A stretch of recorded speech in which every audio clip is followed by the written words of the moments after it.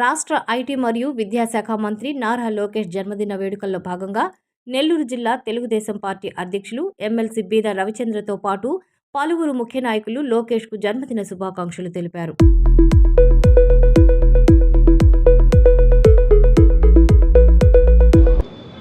Telugu Desam party రథసారథి రాష్ట్ర విద్యా మరియు ఐటీ శాఖ మంత్రులు యువనేత నారా లోకేష్ గారి జన్మదిన సందర్భంగా ఈనాడు రాష్ట్రమే కాదు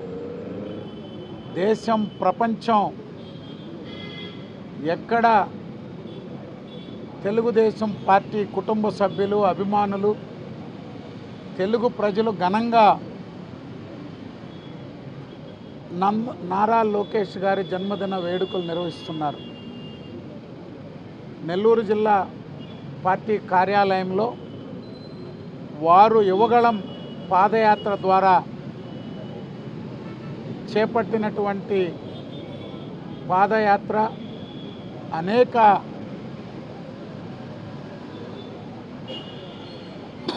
వర్గాలతో వారి సమావేశాలు, ఈ జిల్లాలో నాయకులతో కలిసి వారు చేసినటువంటి పాదయాత్ర అన్నీ కూడా ఫోటో ఎగ్జిబిషన్ ఏర్పాటు చేసి ఒక్కసారి ఆనాటి రాష్ట్ర పరిస్థితులు, అరాచక పరిపాలన, అవినీతి అసమర్థ పాలనతో ప్రజలు భయభ్రాంతులకు గురవుతున్నటువంటి పరిస్థితుల్లో ఒక ఆశాకిరణంగా, ఒక వెలుగు రేఖగా నారా లోకేష్ గారు ప్రజలకు భరోసా కల్పిస్తూ సాగినటువంటి యాత్ర ఈరోజు మళ్ళీ ఒక్కసారి చూసుకున్నాక రాయలసీమ జిల్లాల కోఆర్డినేటర్గా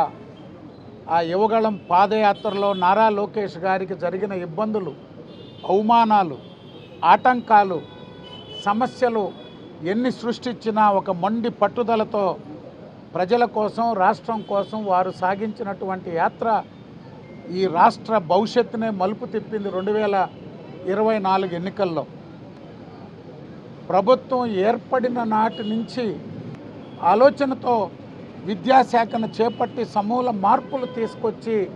ఈరోజు విద్యాశాఖ ద్వారా ఆ కుటుంబాలపై ఆర్థిక భారం తగ్గించి ఒక మంచి విద్యని విద్యార్థుల్ని సమాజానికి అందించాలనేటువంటి ఆలోచనతో వారు సాగుతున్నటువంటి దానికి సంఘీభావంగా పేద కుటుంబాలకు అండగా ఉన్న అనేటువంటి ఆయన ఇచ్చినటువంటి పిలుపుకి స్ఫూర్తిగా సంఘీభావంగా ఈ జిల్లాలో అనేక కార్యక్రమాలు తీసుకుంటున్నాం.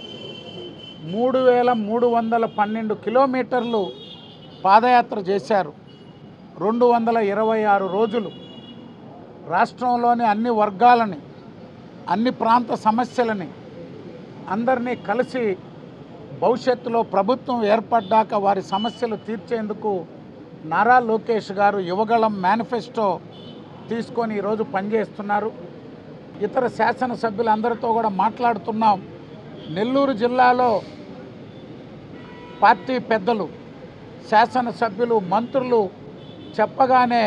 వారు ఇస్తున్నటువంటి సహకారం, వారు చేస్తున్నటువంటి ప్రయత్నాలకు, జిల్లా పార్టీకి